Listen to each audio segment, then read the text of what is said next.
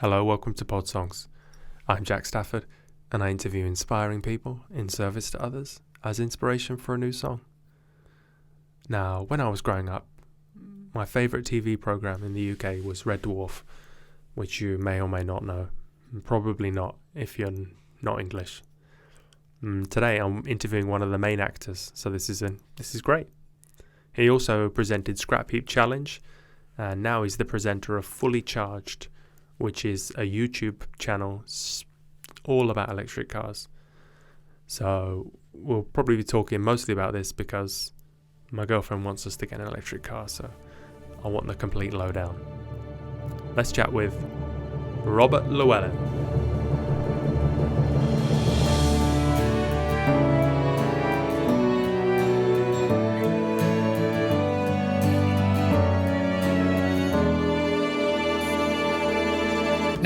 Hello. I'm sorry, I was here, but I've never used this particular software before, so I was going, oh, gotta use that. That's good though.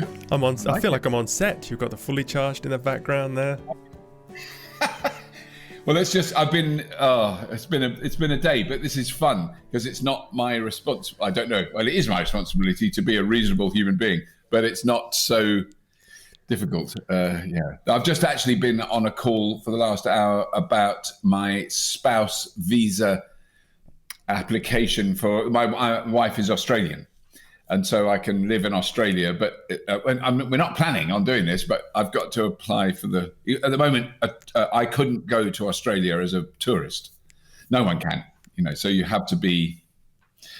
We're talking about next year, but early next year. But anyway, that's been really complicated. All the numbers, I've been writing down numbers of visa types. Okay, I'll remember that. No maths questions. Let me just write that down. Please. And because Holly's been great. She's been really good. She's very good, isn't she? Yeah, she's very patient with me, which she has to be. But she's good. She explained the whole concept of the show? Well, yes. But forgive me for not being 100% up to speed right now, but I'll catch up very quickly. Well, song, I'm intrigued about the song. That is very intriguing. But then I don't have to, because I was anxious, have I got to write a song, which it would be way out of my skill set. But that's a broad skill set, yeah. You've done so many different TV shows. I mean, that's. I'm surprised you haven't done a song one yet.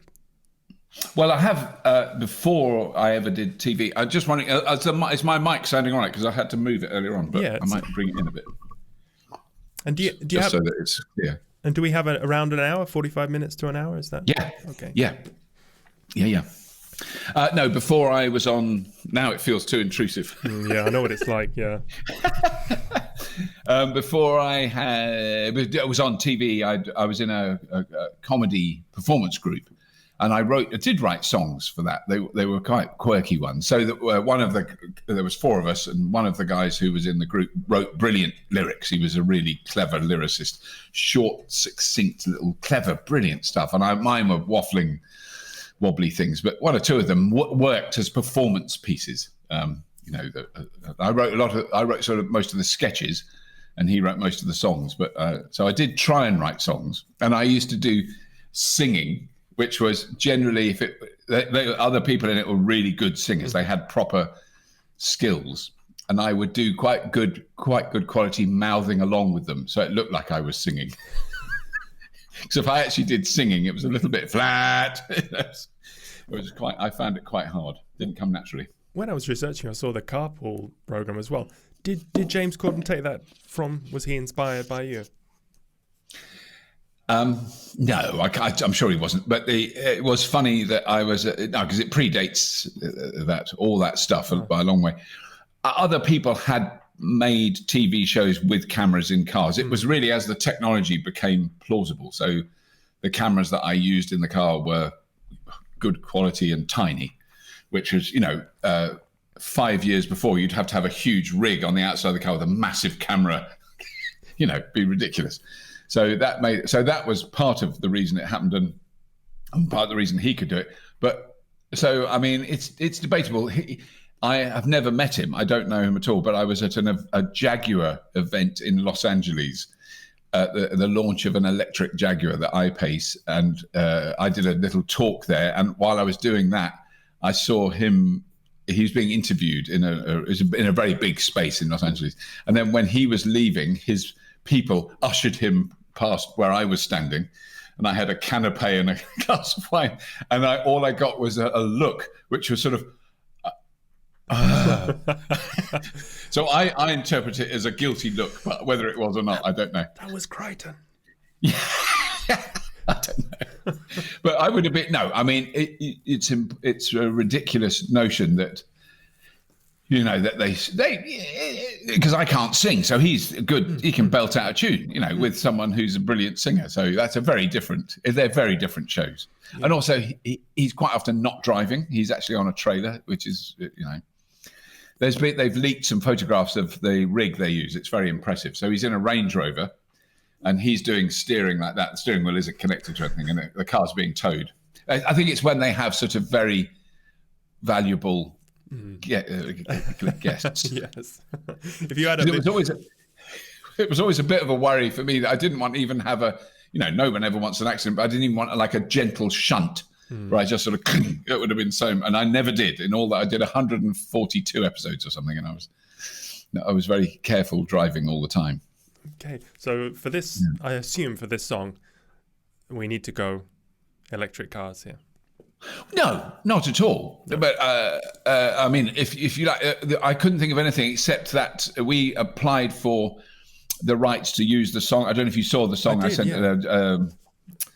Which was a long time ago. It's not new. And the band, They Might Be Giants, one of the guys replied to me, or someone replied to me from the band. They wanted me to use it, but the music rights, you all know this more than I do, the kind of publishers, they would not allow it at all. No. So we never did use it. Because I just like, it's such a quirky and like whimsical song. I quite liked it. You know? I did, yeah. We wanted to use it as title music, but we never did. It never happened. Well, let's do this for you. Let's do an electric car song.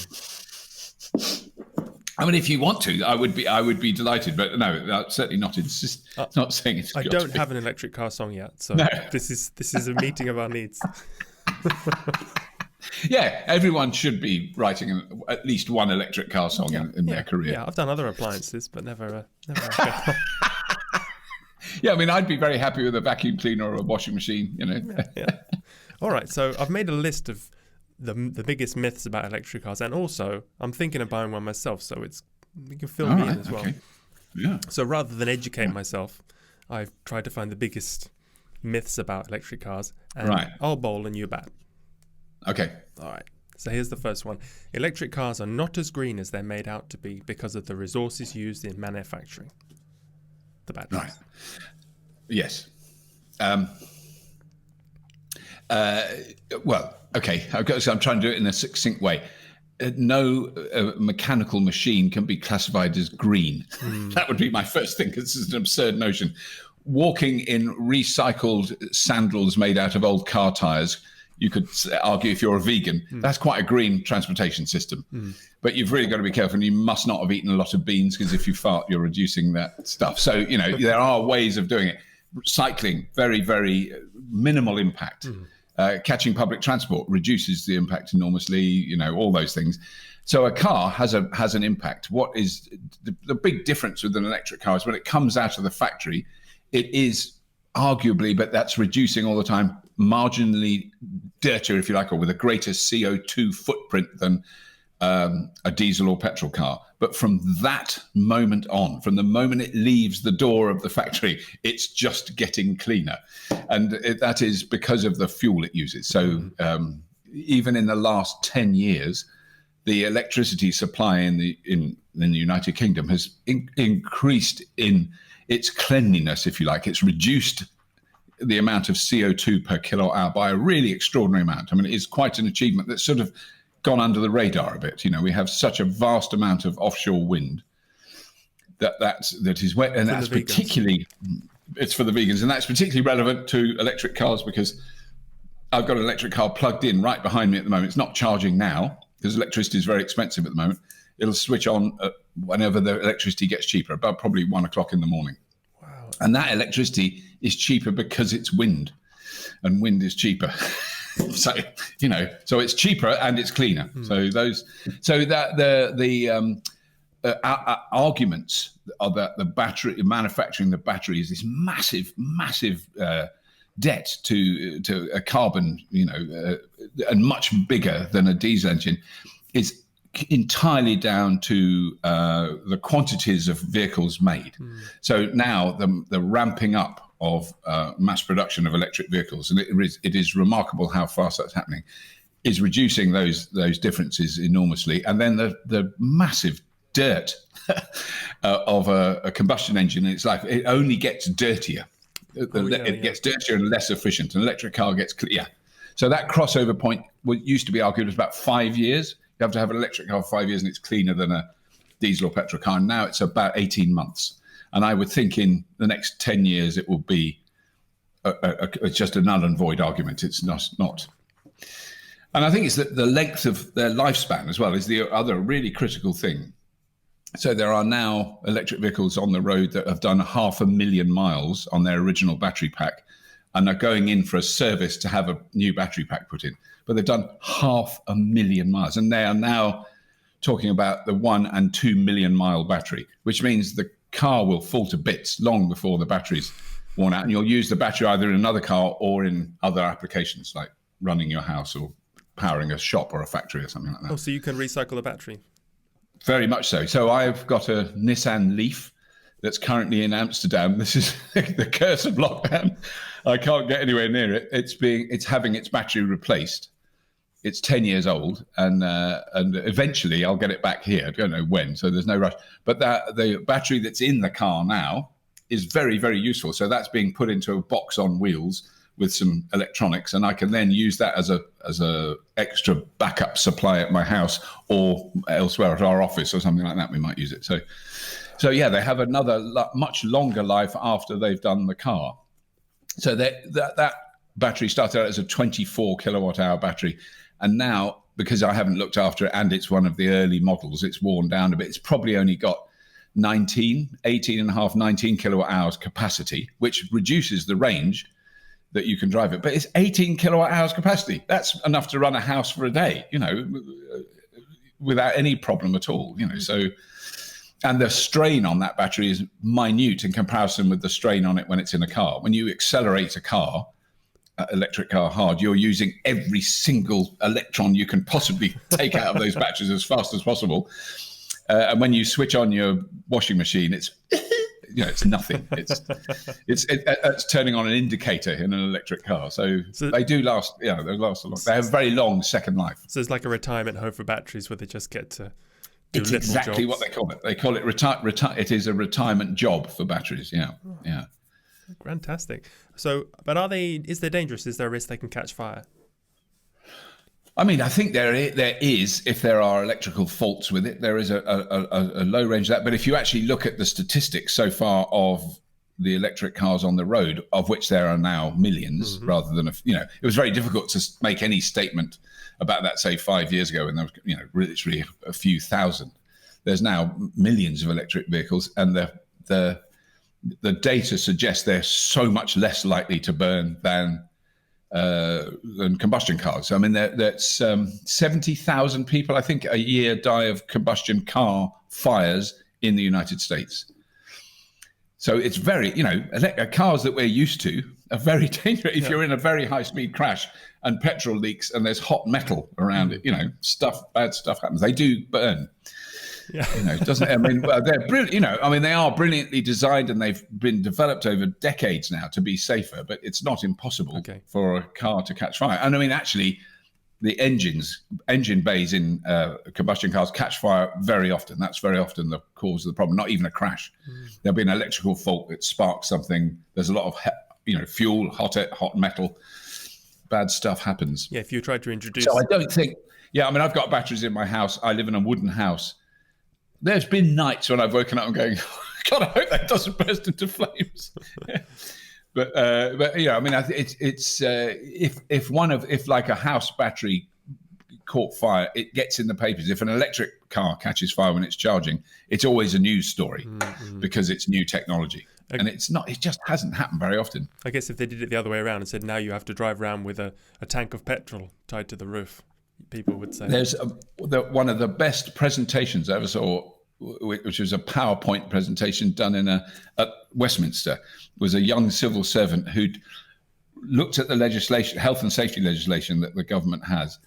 And he'd done this 10-slide presentation. This is how we would introduce petrol combustion engine vehicles now. And there's a great photo. They're like stock photos. Happy family in a car. There's dad driving, mum smiling, kids waving. And then they stop and they're met by 4 people in hazmat suits. They usher them out of the car and they make them stand behind a blast wall. They then push the vehicle to the refueling station. And then with all this breathing apparatus, they take a highly toxic, highly inflammable fuel that if you breathe in kills you, and they refill the car, then they seal it. Then they open all the doors and windows to aerate it, and then the family are allowed to get back in and carry on driving. And that's how, using current legislation that is in existence now for using dangerous and toxic fluids, that was what you would have to do if you introduced petrol cars today, which was beautifully done, because he referred to the actual the regulations with each step. So the blast wall, I think, was very sensible. Massive blast wall, because it could blow up. It's dangerous. Very silly. All right then. So I think we did that one. They're only economical to run if you have solar panels to charge them. Yeah, no, that's very easily refuted. It's just nonsense. I mean, they are amazingly economical if you can charge them, because your per mile costs, you've got a really difficult calculation. It's literally tire wear and tear on the vehicle, because your fuel cost is 0. So it goes down to sort of a penny every 10 miles or something like that. Whereas a combustion car is between 15 and 50 pence a mile, depending on the car. But I think the important thing to explain is, if you can measure the energy in a liquid fuel like petrol or diesel in kilowatt hours, in kilowatts. Mm-hmm.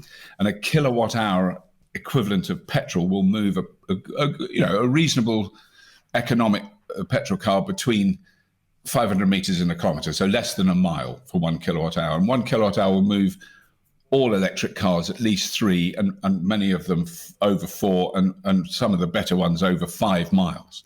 So the energy use is hugely reduced to move you along the road. And so, and electricity costs anything between, I don't know what, 5 pence, 4 pence a kilowatt hour at night to 15, 20 at peak times. And so it's just cheaper. It's just, there's no way you're the only way you can make an electric car as expensive as a petrol car is if you've got a big Tesla, say the Tesla Model X, and you charge it on the most expensive rapid chargers, then the cost per mile then is about equivalent of driving a small family petrol car or diesel car.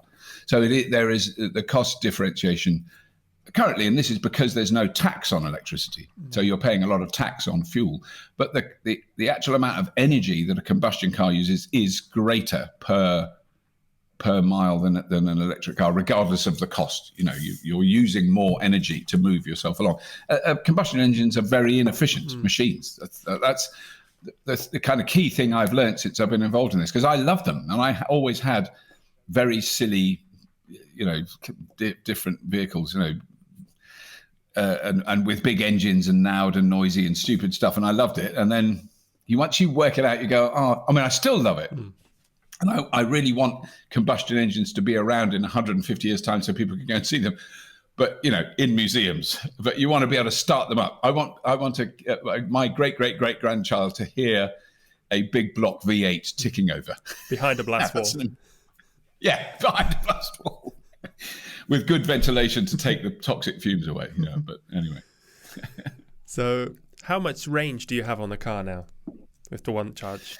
It absolutely depends on the car. So they range from, I don't think there's any cars you could buy now with less than 100 miles. So the minimum would be about 100 miles, up to, just released this the last couple of days, the latest Tesla Model S long range is 420. They say 420 miles. So I would say realistically 380 to 400 on, normal driving in the rain when there's some hills and it's horrible weather. So, we certainly have by the end of this year, a number of 400-mile plus range electric cars, but they're at the top end. So the average bit is between 150 and 200 miles range, which is it's hugely adequate for 99% of all car journeys. And then if you are doing a really long drive on a holiday once a year, you can stop and recharge them. I mean, that now all of them are starting to recharge much faster than 5 years ago. So they're charging sort of from, say, 10% to 80% is 15 minutes, 20 minutes. So you're adding like 150 miles of range in that sort of time. And then the really high-end cars, like the Porsche Taycan, that can charge at such a high speed, that is adding 100 kilometers in 5 minutes, 100 kilometers of range in 5 minutes. So, that's there's not that many of those chargers around, and the Porsche Taycan is not a cheap urban runabout. My iPhone doesn't do that. Yeah, exactly. But that is so. Okay, so to put that in perspective, so if you see a rapid charger at a motorway services or a car park or something, it's a big box with wires coming out of it. Most of those up to now have been 50 kilowatts, and what the Porsche Taycan can use is about 280 kilowatts. So 50 kilowatts adds about 500 miles range in 1 hour. If you had a car that could have 500 miles, that's what it could possibly deliver. The Porsche Taycan is delivering over 1,000 miles range in an hour, so about 1,300 miles range. If it had 1,300 miles range, that's how much you could add in an hour. In reality, what you're doing is 20 minutes adds 250 miles. So it's definitely on. So that's got much faster. But I mean, the other, I think the really critically important thing is that sort of public charging infrastructure is vitally important and it needs to be there. But anyone that gets an electric car works out very quickly within a couple of months driving it, they barely ever use that. It's so unusual because you can charge your car. If you can charge your car at home, which is the majority of people who are buying electric cars now have somewhere off the street to park them. Not all of them, but they do. And so that is, you just go, why would I've got to go 40 miles down the road to see my auntie. I'm going back to the warehouse to pick up the thing. I'm coming to the shops and I'm coming home. Any electric car does that. It's like you don't even think about it. You don't think about it. When you get in the morning, it's full. Unless you forget, one night in 10 years, I forgot to plug it in. That is annoying. And I had to go sober in the morning. No! It didn't charge because I didn't plug it in. Wow. I forgot. But you learn that one very quickly. You don't make that mistake twice. And how much is the kit at home? And what do you have to have special infrastructure to get to set it up at home? No, I mean, if you have a 7 kilowatt charger, which is the standard little box that you put on the wall, that is the same power as your cooker. So any house has that ring main, so it would be an extension on that. So you need an electrician to fit it. And that can be outside, doesn't have to be inside. They're waterproof. And that they range from, I think, like 250 quid to 500 quid. They can be quite expensive, but there is actually still in the UK a government grant which more or less reduces it to nothing to encourage people to fit them. And we've just been to a couple of housing estates where very forward-thinking progressive builders are building houses that have no gas boilers. They're ground source heating. They've got solar panels on the roof. They're all built with chargers on the house already. So that's going to, and that will be increasingly common because it'll just be a standard fitting on a house in the next few years, But there's certainly a cost involved in fitting that. Okay. What's the next one here? Is it worth getting a hybrid as they become more efficient? It's quite a contentious area. Particularly because of recent advertising anomalies, courtesy of Toyota. So they've been making brilliant. I had one, a Toyota Prius, brilliant car, and they've now decided to market that as a self-charging hybrid, and it's a really wicked thing to do because I think sensibly most people aren't the slightest bit interested in bloody cars or how they work. They just want something they get in, they can drive, it's warm and safe, and it gets there. That's all that matters. So they hear self-charging hybrid. A neighbour of mine, well-educated man, not stupid, clever, erudite man. He came over all excited. He wanted to get one of the self-charging hybrids because you never have to plug it in. I said, well, no, you don't, but you have to fill it with petrol. Yeah. And his face it was amazing. He went, on? It's petrol? You know, well, how do you think it worked? You know, you then go, oh, God, this is so difficult not to be rude. I was really polite to him. Yeah. You know, so it's a petrol car. So I would say now the time of that car has well passed. It was a vitally important car.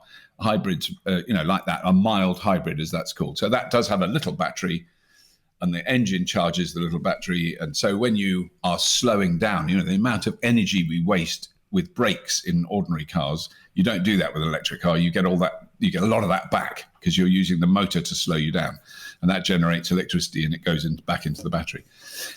And you can drive probably almost a mile if you're really careful and it's a nice warm day and it's not too windy on just electric if you're under 30 miles an hour in a mild hybrid.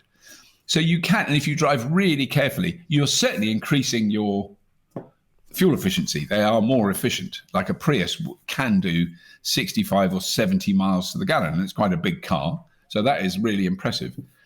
The plug-in hybrid is the next step, and that had a really important role, I think, because it got a lot of people used to the notion that you can plug a car in and then you drive it and you don't use the petrol engine.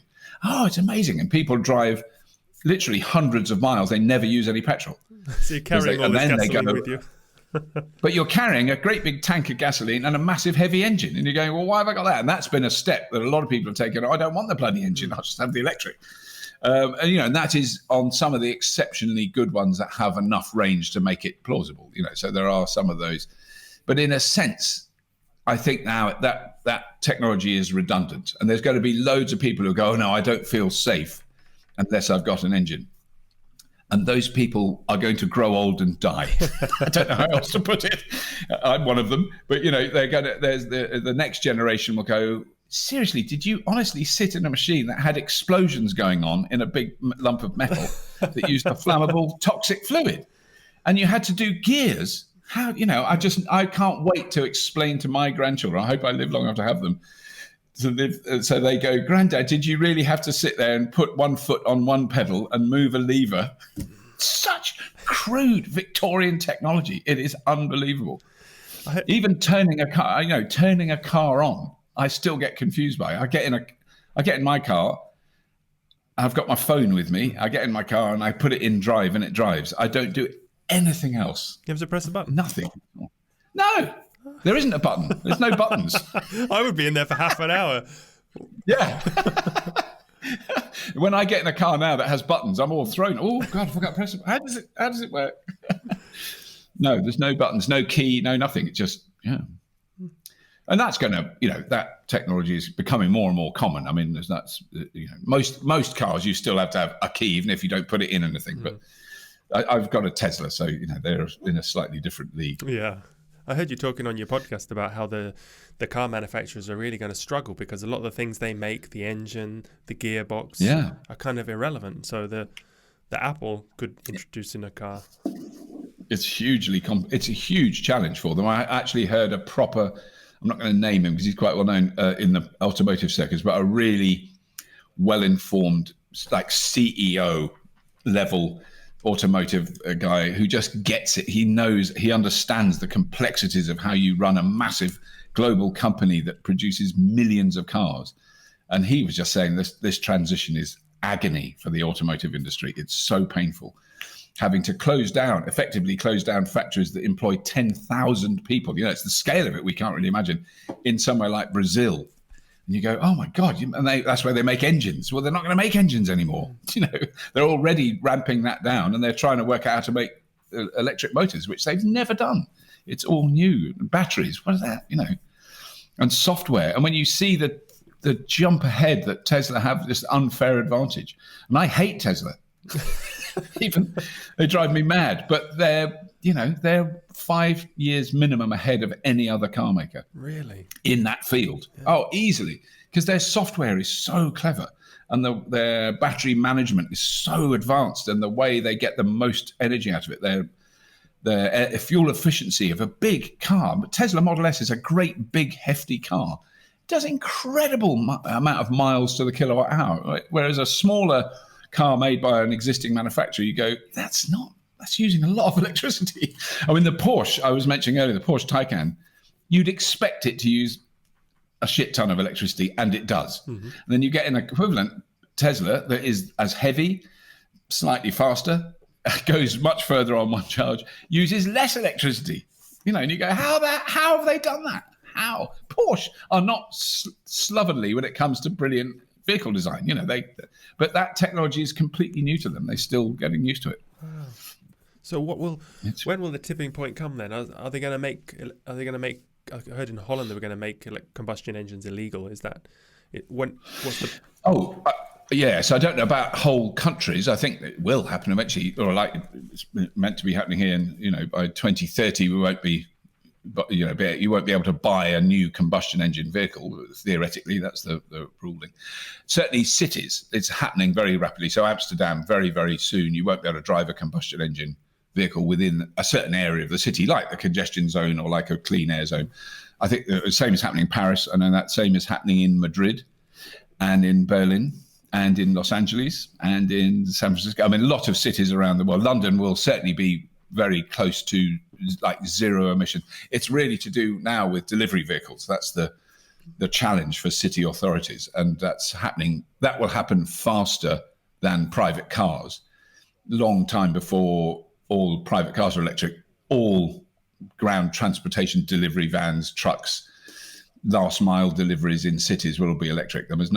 That's happening so fast. Wow, so much quicker than I thought. So, yeah, I was driving to Bristol the other day, or before Christmas, down the M5 in the west of England, and I kept passing these big vehicle transporter trucks, and there was vans on them. I was going, that's an unusual sight. It's usually cars. Vans, and they all said Amazon on the side, and as I went past, they're Mercedes electric ones, and it wasn't one or two, it was about 1,000. They are Amazon have ordered 100,000 electric vans in the United States and 10,000 in this country. So there's already one Amazon distribution plant in center in outside Leicester that only has electric vans going in and out of it. So that will happen much, much quicker, because they're just going, that you look at a spreadsheet, you're one of those people that does that. I don't even know. You look at the spreadsheet, how much do we spend on diesel? Christ, it's millions and millions. How much, if we had that in electricity, how much we spend? It's hundreds of thousands. That's the difference. They're saving millions of dollars not buying diesel. So it doesn't take them long to work it out. And the other thing that I don't know if you may or may not be aware of, but electricity can go two ways along a wire. This took me a long time to understand this. So I can send electricity from my solar panels into the grid. So that's one wire in my house, and electricity can go both ways. A car can do the same. So you can send the electricity from a car battery into your house or into the grid. And if you've got a very big battery, like you would have in a truck or a van, you can charge that at night when it's very, very cheap. But say that van is stationary and plugged in your depot at 5 o'clock at night when electricity is mind-numbingly expensive, the wholesale price, you sell that electricity. And if you've got 50 vans, you're actually making money. If you've got 1,000 vans plugged in, that's the equivalent of a small coal plant power station. And if you've got 1 million cars plugged in, and they can all donate, and it's tiny. It's like they're giving 5 miles range of their capacity. They're not emptying. They're just a bit. It helps balance the grid. The grid's constantly got to stay. That's demand. That's supply. Demand goes up. Oh God, supply goes up. Demand drops. You drop the supply. That's happening like this. Literally this speed all the time, 24 hours a day. Wow. And there's huge teams of engineers balancing that. They're balancing the grid. And if you've got this facility to go, we need 6 gigawatts right now because everyone's put their fucking kettle on. You can take that from a battery in a millisecond, and you can take it from 1 million batteries in a millisecond. Whereas if you have to start a gas turbine, it takes about 4 minutes to get it going. So you've got to really, and it's very, very expensive. And you're burning gas that we buy from President Putin. Just an argument, just an extra layer of argument there. So will you make money from your battery that you've put in the garage now? The old. Yeah, I mean it's not impossible. So mine isn't set up to do that, and I don't know that you're actually allowed to do that domestically. what I can do is I get a set rate for selling electricity. And it's very low. It's very, very small, which is the way it should be. It shouldn't be. Well, so there used to be a thing called the feed-in tariff, and that was important to encourage people to have solar panels. But in terms of equality and fairness, the only people who could afford solar panels were flash middle-class bastards. And that meant that someone who's in a council flat on the 5th floor, they couldn't have solar panels, and they were paying extra for their electricity to pay some rich bastard in the Cotswolds who's got solar panels on his roof. That stopped, and it should stop. And I've never had the feed-in tariff, so I've never felt comfortable about it. But now I can actually sell excess electricity I don't need. When I send electricity into the grid, which is rare, and it's in the summer from solar panels, then I get paid a modicum amount for that. But what I can do, because I have a variable tariff at home, is I charge, for instance, cars or the batteries or heat water when electricity is very cheap. And there are times, because of the way our grid works in the UK, our generating capacity is more than the grid, that there are times when the wholesale price of electricity is not what we pay as consumers, but what electricity companies or big factories would pay for electricity goes astronomically high to a level we can't imagine. It's thousands and thousands of pounds a megawatt hour. And when it goes the other way round, when there's a lot of wind or it's sunny, it's a sunny, windy day. There were numerous days last year where this happened. That wholesale price goes negative. So then the grid will pay people to use that electricity to help balance it. So a big aluminium factory will be paid to run at maximum capacity because they use a huge amount of electricity. Big manufacturing plants are paid. Concrete cement works are paid money to use electricity. It might only be for 1 or 2 hours. It's not like months. It's a period. But they'll all ramp up. And the other people who get paid are people with variable tariffs. So I can be paid to charge my car. Wow. And there was a great story last year where a man who had a Tesla drove from his house in Bedfordshire to Edinburgh for £5.61. But he got paid £5.61 for the electricity he put in the car to allow him to drive to Edinburgh. And that was, it was such a great way he sold the story. I said, it's £5.61 to drive to Edinburgh. That's how much I was paid. So that is, I think, a temporary thing. It's not going to last that long in decades, because it has to be compensated for. It's as we transition to more and more renewables, there's going to be periods of time, quite long periods of time, where we just produce so much electricity we don't know what to do with it. And this is always the thing. People always go, what about the intermittency? Renewables are much less intermittent than a gas power station or a coal power station, because when they go wrong for months, and they're taken offline for months, where they rebuild. It costs billions, and we pay for it. We have to pay for it in our electricity bills. The less we have of that old technology, the better off we are, because a wind turbine out at sea is incredibly reliable. It's really simple technology. It does need maintaining. It's not that you just ignore it, but it's minuscule, and it might be offline for 4 or 5 hours in every 6 months while they do maintenance or whatever they do to it. And the rest of the time it's running 24 hours a day. And it's the flip side. It's every assumption that we all made about renewables. Oh, well, actually, it's not windy. If you go out at sea, two things: go out at sea and get in a boat and put an anchor in. It's fucking windy. Just get used to it. It's always windy. And if you put a tower up that's 250 meters tall and each blade is 110 meters long, it's mind-bogglingly massive. And the amount of catchment area those blades have is so huge that even if you do that and you can't feel anything, that blade is still turning. There are hours a year when they're not turning, when it's hyper still. They're basically running all the time. Wow. And they're constantly being turned off because we're producing too much electricity and there's nowhere to put it. Yeah. So we need more people with electric cars to absorb that power when it's there. I never noticed. It's such an education for me, Robert. I never knew all of this. Well, it's every now and then I'll learn a thing. I'll go, well, I'm looking at those wind turbines. Driving along the motorway, and they're not turning. See, they don't work. It's a con. And then you find out from the engineers that build them, well, no, there was no demand for it. We don't turn them because it unbalances the grid. There's too much power. And you're going, Oh, what a waste! So it could be going.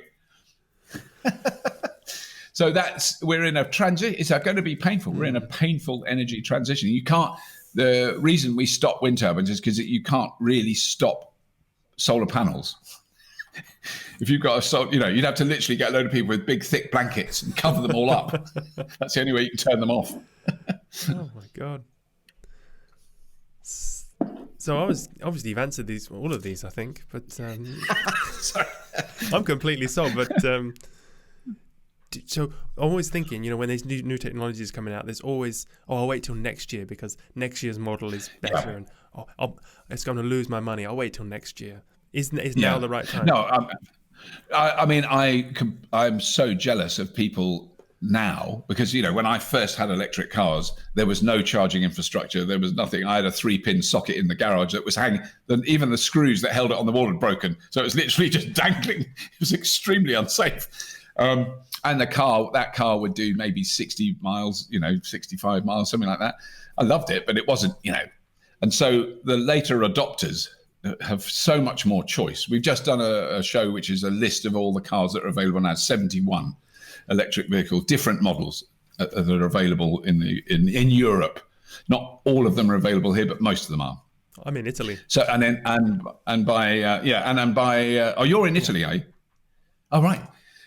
Italy doesn't have a lot of electric cars. No, that's what... We'll talk about that in a minute. But sorry, where was I? Oh, yes, by the end of next year, so by the end of 2022, the estimate is between 300 and 400 different models available. So there's a lot coming out this year, and there's a lot more coming out next year. So that side of it is changing. The choice is changing, but they are still more expensive to buy new at the moment. The gap between a brand new petrol car and a brand new electric car is reducing all the time, and there's a lot of pundits and engineers and speculative discussion that it's going to be 2022, 23 when you'll be able to go to a showroom and you'll go, and the person will always try and sell you the combustion car because they'll make more money out of it. But you will go, there's the petrol one, there's the plug-in hybrid, here's the electric, and the electric will be the cheapest to buy. That's not that far away. But should I wait till then, or is it if I buy a new combustion engine car now, is it losing value much more quickly than the electric? It is likely to. That's a discussion that when I hear it discussed by proper engineers and clever people in the automotive industry, I go, oh God, that sounds really complicated. I don't. So its long-term value is definitely decreasing, which is one of the reasons that the sales have dropped. So sales have really dramatically dropped. Particularly diesel. So buying a diesel now is the most stupid thing you can possibly do, apart from the fact that it's disgustingly dirty, even though they call it clean diesel. But the things you've got to consider. Bizarrely, this country, the UK, is quite far ahead in terms of infrastructure for electric vehicles, of renewable energy. It has a lot of government commitment to that. So considering the many aspects of our current administration, and I'm not a big fan, but I have to acknowledge that aspect. So their commitment to renewables, their commitment to electric vehicles, is unimpeachable. So they are pushing that, and you can see it on the streets. Italy is slightly different. So I've driven to Italy twice in electric cars, very easily in a Tesla, and there are Tesla superchargers.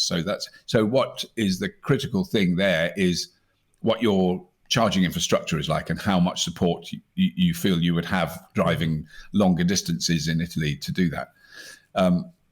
Every other bone in my body is incredibly jealous that you're in Italy because I love it, and my wife is obsessed with Italy, and she wished she'd married an Italian instead of a Pom. But so we've spent quite a lot of time there, and I've got a lot of mates there. But that is, I think that is a critical thing because it was really hard to have an electric car here 10 years ago. You really had to be an idiot. And now it isn't. It's very easy to use the charging wherever you go. And there's things like an increasing number of car parks where loads and loads of the spaces have a socket. It's not fast, but while you're at the restaurant, the shop, whatever it is, the car is charging. You're not waiting for it. It's charging. It's not charging that fast, but by the time you get back in a couple of hours, it's added 60, 70 miles. Well, that's 60 or 70 more miles than you had when you arrived. that's like 3 gallons of petrol it's had poured into it. So that stuff makes life so you don't stop to charge. I mean, my ambition or what I always try and tell people is never wait. If you're waiting to charge, you've blown it. You've done it wrong. So I really try and make it so that I very, very rarely have to wait while my car is charging. Stopping on the motorway, I have to, because I'm of an age and a gentleman that has to stop. And very often now I will stop long before the car needs to stop. I have to stop. You're going to another tank. And it is either bladder range or the charge-discharge cycle, as some people have described it. I have to do a bit of discharging, which doesn't sound nice. But I mean, so that would be my anxiety in Italy, because I don't know what the public charging infrastructure is like. I know it exists. I've used a charger in not Turin. Where were we? Well, I can't think of the town on the Ligurian coast, the big city, sort of in the north of Italy, on the coast, on the west coast, northwest. But not Turin. No, what is it? Oh, anyway, it's quite big. Where did the big bridge fall down? The massive flyover bridge thing collapsed. Yeah, I can't. 2 years ago. Remember. Was it Bologna? No. I've got to look on the map. I don't really know the north very well. I'm right in the south, so it's like another country. So, oh God, yeah. So anyway, that's bizarre when we saw that bridge, because there was a charger in a car park of, I think, a supermarket, where you could, when you looked up, that huge bridge was just, unless before it fell down. And I was really worried, because we then drove along that bridge to come back to the UK. And I was worried that the Tesla was so heavy it damaged it. And it was my fault. So it was like a year later when it collapsed. I was very glad I wasn't on it when it collapsed. That was quite shocking, wasn't it? But, all right. Well, I'm convinced though. But there are quite a few charging spots. Then they're coming in. They've even put them in. But what car would you recommend I get? Oh, the Fiat Cinquecento, the Fiat 500e is it was my favourite car. I drove probably 25, 30 cars last year. And they're all compact SUVs. They all look very similar. They're all good. They weren't like they were rubbish. And then you look at the little Fiat and you just go, that is just beautiful. It's so cool. I mean, its range is a little bit limited, I suppose. I don't know what it does, about 150 miles on a charge. It's so nice to drive, so easy to park. It's so small. It's just, it looks great. It's got a roof that goes, a floppy roof. So when you're in Italy and you open your roof, sunburn your head. Oh, beautiful. I loved it. Really easy to drive. Probably, I can't remember how much it cost. It will be more than the Cinquecento petrol, sadly. Okay. Fiat have been slightly slow in their uptake. Classic example of a combustion car company that could not sell cars in California unless they had an electric car available. So their Fiat 500e was only available in California for years. I used to see them when I worked in LA, and people loved them. And they wouldn't supply them anywhere else. They had to, by law, supply them. And then they eventually went, oh, people really like these cars. Oh, look, they're buying them, but why don't we just make them? Finally, they went, oh, should we just make them? Now they've made them. People are going mad. They've got loads of orders. It's insanity. Yeah. It's a weird industry. It really is. And it's a huge industry. You think historically in Italy, the car industry has been a massive, the influence of Italian cars, not all of them. I mean, because I always love looking at Alfa Romeos. I think they look beautiful. And then everyone I know who's had an Alfa Romeo always says, it's all right in Italy because it's nice and dry and sunny. But if you're in salty roads in the UK, that thing is going to rust. I'm sure they're not like that now. Wow. I'm sure they're better. But the one thing I don't like, because I'm also a cyclist, and electric cars, they are silent. The ones that we've had around here. I was climbing up the hill the other day, and it's a very steep hill outside my house. And a car came past me, and I hear it. And I do have to wiggle a little bit to get up this hill. And I didn't hear the second car, because it was an electric car, and it came in really close to me, and it just missed me. Wow. Well, it's a very bad. Well, one thing, it's a very bad driver. Electric cars, I mean, they really aren't silent over 15 miles an hour. They make exactly the same noise as a petrol car. There's no difference.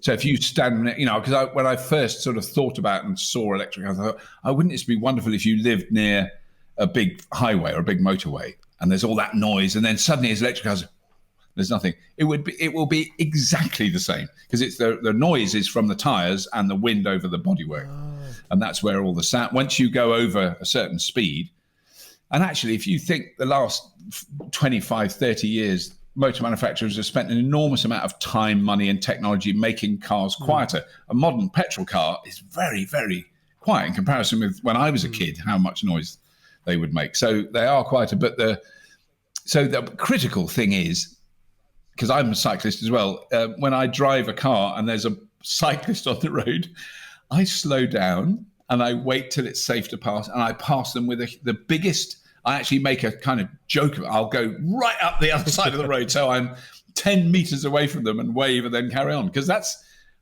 terrifying when a big truck comes past you flat out and doesn't give you any room. It's just horrible. So that's drivers as much as anything. But I don't think, there was a lot of stories in the British press for a while about the silent killer. And then I thought, well, Rolls-Royce spent 150 years making their cars as quiet as possible. The Daily Mail never said the silent killer Rolls-Royce. The ticking clock is the loudest thing you'll hear. Yeah. Yes. But I mean, it's a shame that they're not quieter. It would be my argument that actually they're quite, I've filmed, put a camera at the side of a road in the countryside near where I live, and just waited until a petrol car drove past at like 50 miles an hour. Then I drove past at 50 miles an hour in an electric car, and there's no difference. It's exactly the same amount of noise at that speed. But certainly at 0 to 10, 15 miles an hour, they're very, very quiet. And you have to be very careful with pedestrians. I mean, I'm thinking pedestrians more. Young kids running out. Thing. And little kids, but then you have to be careful in a car. The cars are dangerous. They're bloody lethal. Do you think they should have a little sound in or something at that low speed? They do. In lots of countries, it's legislated. You have to. Most of the cars, we have 2 electric cars. They all make a sound at low speed. They're sort of, they do that kind of funny noise. The Porsche, that makes a wonderful. That is like a sexy sound. It's such a sexy sound. It's like a TIE fighter from Star Wars, like just cruising around the. Wow. Around the Death Star. It's amazing noise. The Teslas don't make a noise, but they're going to have to. At the moment, they don't. Elon Musk has decided it's a stupid notion. He's probably right, but it's going to be people will feel safer. I actually want them always to make a noise backwards. So if you're in like a supermarket car park, they always have, they have cameras that look backwards, which is quite common now. And you're reversing out, that's super quiet. And I've had a couple of occasions where I've put the brakes on because I've suddenly seen someone just walk right behind me without realizing I was reversing. Reverse lights on, but there's no engine noise at all. It's so quiet. It's just the grit under the tires. That's it. That's as loud as it is. Yeah, the old lady didn't hear. The best one of all was when we stopped at a petrol station, a gas station. My wife was driving, and we'd stopped to get a coffee. We didn't buy any petrol. And we were parked there, and it was quite busy. There was people walking around and cars going in and out. And she started to reverse. And I was drinking my coffee, and I glanced at the reversing camera, and it was blue with stitching. And it just made no sense. It just didn't look right. And I went, and I did the horrible thing, which husbands and wives, you should never do. Stop, stop, stop, stop, And she stopped. And what it was, we then discovered, was a woman was bent over right behind our car and looking in her bag for a wallet or something. I don't know what, And so she hadn't realized we were moving, and we would have been less than 5 centimeters from her posterior, and she was wearing jeans. So we were basically looking, we had a wide angle lens very, very close to a woman's bottom. So it was very And your wife said afterwards, you noticed that you were looking at her bottom. Yes. Yeah. You were looking at her ass. Yeah. Yes, I was, because it filled my field of vision. Yeah, no, but we got over that row, but it was difficult. She was very upset, but she hadn't looked there. She'd looked in the mirror, couldn't see anything. No, that was a classic. So yeah, you do have to be careful in those circumstances. Yeah. Wow, this has been brilliant, Robert. This is encyclopedic. I think you covered the A to Z of why to buy an electric car. Well, I'm just hoping we can come to Italy again. The last time we drove there, it was fabulous. There's a wonderful car charging. It's got hundreds of chargers and big solar panels in Aosta, just at the foot of the Alps in Italy. And when we got there, we just got over a really high pass. and it was 4 degrees centigrade at the top of the pass. It was raining and it was miserable and horrible. And my wife was in a really bad temper because we had to then go down one of those windy alpine roads. And when we got out at Aosta Charger, it was 32 degrees centigrade. And she was much happier then. And we got a proper Italian coffee and the world got better. Most people know where their favourite trattoria is or their favourite restaurant, but you know the charging spots. Well, I know where all the charging spots. It's sad but true. Yes, there's one up the coast on the Ligurian coast. There's a supercharger there in the car park of a marina, and I just went marina. Oh my god, an Italian marina. It's slightly different to one that where there's 3 old yachts in a British one, and it's damp, and there's one seagull that's just shat on it. You can't really call them yachts. They were ships. There was some ships parked there with a lot of crew who were all gorgeous in white shorts polishing things. I don't know what, and we got a coffee there, and that was slightly different level of marina than I'm used to. That was very nice. Well, but no, that was fun. What kind of style of songs do you like? What kind of music? What kind of? God, I'm really terrible because I don't know. There's some stuff I love. So there's some modern young people's music that I think is amazing. So I've just heard this woman, I can't now remember her name, Twigs. She's got some letters and the word Twigs, and she does dancing and singing. I've just heard of her very recently, and I went, she's extraordinary. I'm going to remember her name because I know where to look for it. Hang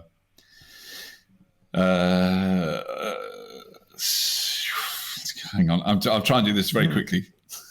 She's not going to be available to sing a song, but I'll do my best. No, it's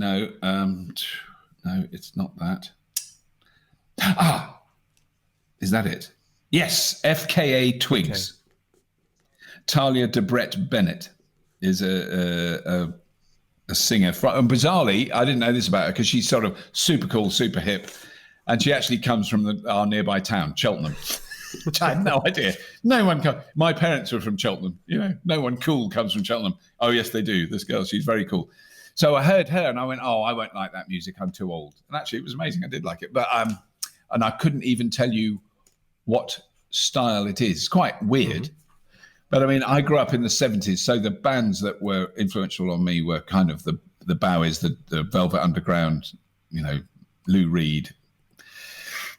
I did see the Rolling Stones in real life in 1976. They were quite good.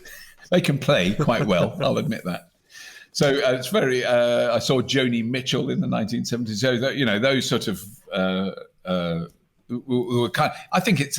I always want to resist that your influence is the music you hear when you're in your early to mid-teens. But it definitely has stayed with me. But then. There's been people since then that I've just been obsessed with, but I don't think I'm terribly, I'm very eclectic. So I love, modern jazz. I love jazz. It's like finding a music you don't like is harder. And there is some. I'm not that crazy about sort of hardcore rap and no hardcore rap. Grunge. Just make a note of that. I think, yeah. I don't even know if that's what it would be called. You said, because also when you're my age and you start talking about music, you immediately become my dad in the 1970s, who would just repeat the names of bands like it was insane people. Led Zeppelin. It does sound a crazy name. Jimi Hendrix. Who the hell is he? He walked into my bedroom once when I was probably about 15. And I was listening to Jimi Hendrix, and he just looked at me in utter despair and went, deafening, and walked out because it was so loud and awful. So I've turned into one of those. I don't like your rap, your hardcore rap music. Can't they just sing? Why do they have to speak it out and say motherfucker so often? So, yeah, I don't know. I'm not very good at that. I tell you one thing I love. Have you ever seen that 1,000 Drummers, is it called? Uh-huh. It's amazing. It's an amazing video. It's on YouTube, and it's because it's in Italy. It was a town in Italy that wanted. Oh God, it's memory. You'll suffer from this. I'm going to look that up very quickly, because I'm trying to remember the name of the band. you'll want this in the podcast, I know. Yes, okay. So this guy in Italy wanted the Foo Fighters to play in his local town in Italy. It was not a big town. It's not like Rome or Turin. And so he organised for 1,000 musicians, the Rocking 1000, to play "Learn to Fly" by the Foo Fighters.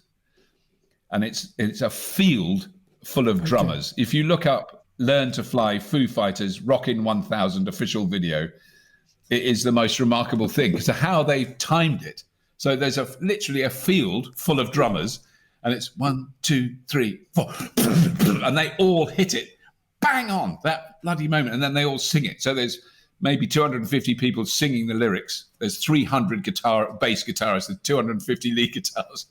There's kids on drums that you go, bloody hell, he's good. Little kid, massive fat guys.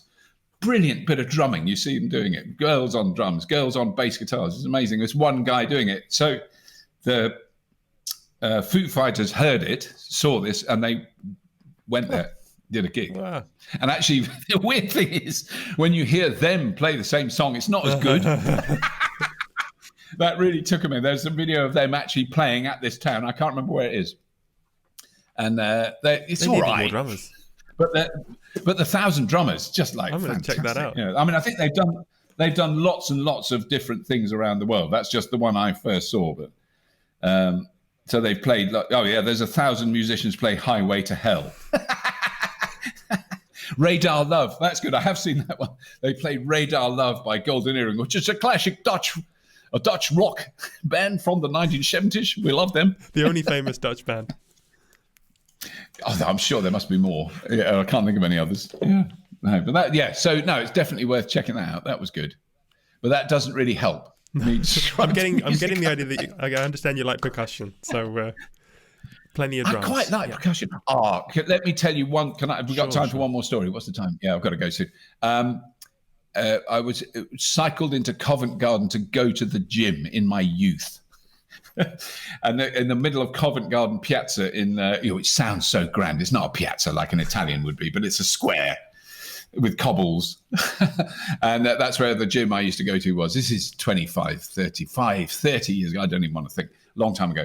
Locked my bike up, and then I jumped out of my skin because there was this noise, this phenomenal explosion of noise. And I thought it was like a bomb. I didn't know what it was. And I looked at how I got this far. I don't know. Massive crowd of people just up the road, the other end of the piazza. And that's why it was quite empty where I was, because everyone had gone up there. So I then go up there, and there was this high-pitched call, an African call, and it was the Burundi drummers. Ooh. And they were performing in London. They were just mind-boggling. Because they play, I don't know if you've ever seen them, but they play the drums on their heads. They have a huge drum on their head. They play it backwards like this, hitting it above their foreheads. Then they're hugely tall people. They're like 6'5" is the average height of the Burundi people. And they're playing these drums. And it was the drumming style that Adamant used in a lot of his. So you recognize, so that's what was weird, because I'd heard that. That kind of thing where Adamant would then sing on. This is where he got it from. Really? It was a Burundi drumming. So the Burundi drummers, and they do these calls and returns with the drumming. It's just an amazing thing to suddenly, and I had out of the blue, I had no idea this was going on, and they were there for a big concert, and they just played in the piazza that day. To packed. I mean, obviously everybody else knew it was on. I hadn't got a clue. But that was very moving thing to see, out of the blue. It was extraordinary. I'd love Adamant's drumming, yeah. But now you think of it, now you say it, but I didn't. Yeah. Yeah. No. If you Google Burundi drummers, you'll see them playing that. They do that amazing. And then the other one, oh God, yeah. No, there's lots of things I love. I definitely love that sort of when there is that kind of amazing coalition between, like. Paul Simon, when he played in South Africa, when everyone said you shouldn't play in South Africa, but he did, and he with the Soweto, the guys from Soweto, that is beautiful. Their singing is just so exquisite. So let me just get this straight. You're setting the bar quite high here. So you want FKA Twigs singing with an African choir and the Marindi drummers. 1,000. Yeah, I want a minimum of 1,000 drummers. No, I'm very happy with a little folk song. That's what you're more likely to get. Yeah, can I have a quirky folk song that mentions electric cars in passing? I can help you with that, Robert. More than adequate. You've come to the right place. Brilliant. Well, thank you very much. No, it's been lovely to talk to you. And I'm very jealous you're in Italy. And I hope you're keeping well, because I know it's been bad in Italy as well as here. Yeah. No. Look after yourself. Podcast. It is, isn't it? Yeah, I know. You're not kidding. Yeah, I've done a lot of it. Hope you've stored up a lot for the year so you can have a big holiday. Yes, oh God, no, because we're filming. We're actually filming tomorrow in a garage. We're watching a car's battery being swapped. It's the first filming we've done this year, but it's in very safe, and we've all got masks on, and we're all all the normal stuff. But it's in a huge building, so it's not like we're not cramped together. So brilliant. Anyway, thanks very much. Very Robert. good to talk to you. Pleasure. All right, take care, Bye-bye. Jack. All right.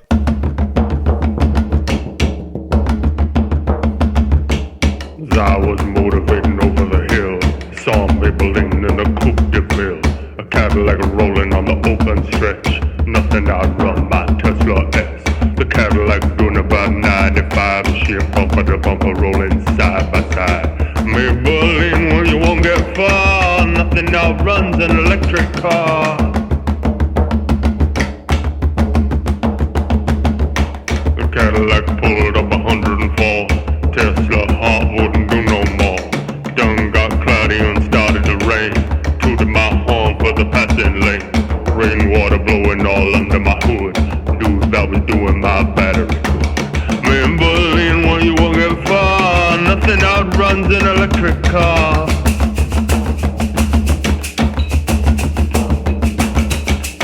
Breaker. Got your ears on, Caddy. Watch your 20. Seen the Caddy, Matty. Can you play wide rapper? 10-4.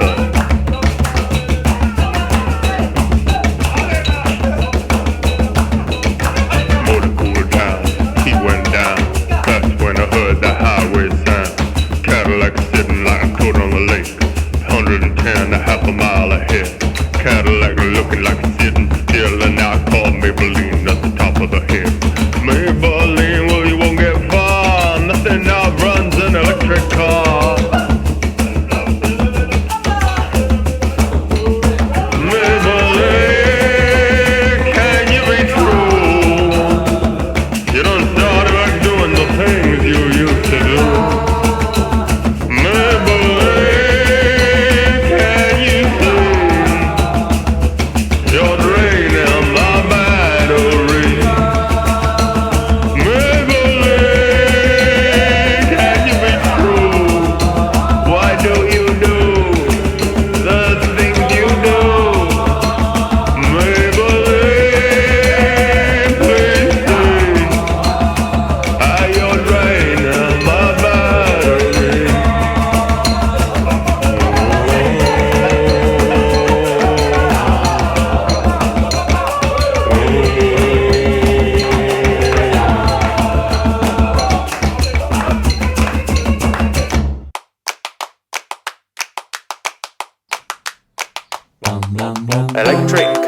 Electric cars, why is it taking so long? You want your air clean, forget dirty gasoline, switch to an electric car.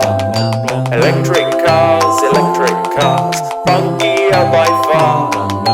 Never have I seen a sexier machine, I wanna get in an electric car. I want to give joy to all whom I meet, don't want to leave behind smelly streets.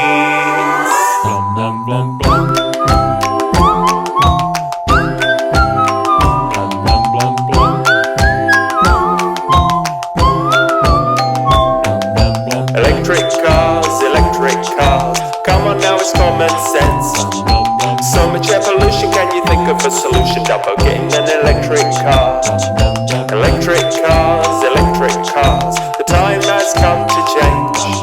You want your air clean, forget dirty gasoline, switch to an electric car. Want to give joy to all whom I meet, don't want to leave behind smelly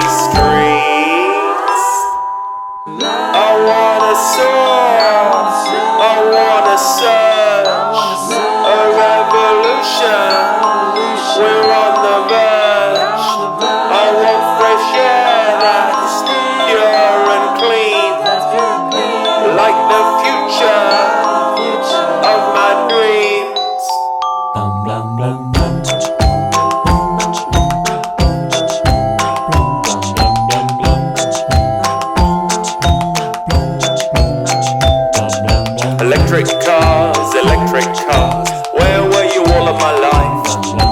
Only when you met one will you know you're gonna get one. There's no way back from electric cars. Electric cars, why is it taking so long? You want your air clean, forget dirty gasoline. Switch to an electric car. Want to give joy to all whom I meet.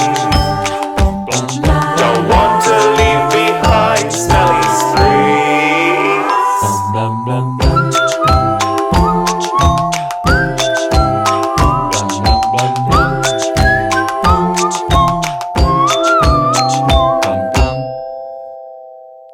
Well, I hope you liked that, Robert. I couldn't get everything in there. FKA Twigs was out of bounds, but I did get Helen Austin from Big Little Lions. She sang the backing vocals on Electric Cars, the second song. Alright, those songs will be available later on Spotify, Deezer, iTunes, anywhere songs live. If you could share the podcast with your friends, I'd really appreciate it. That's the best way to grow the show. And if you want to write likes and stars and things like that, that's great as well. Alright, thanks again to my other musicians, Mauricio Sanicola, Massimino Vodza, and Luigi Falcione, and my researcher Dori Verbo. See you next time.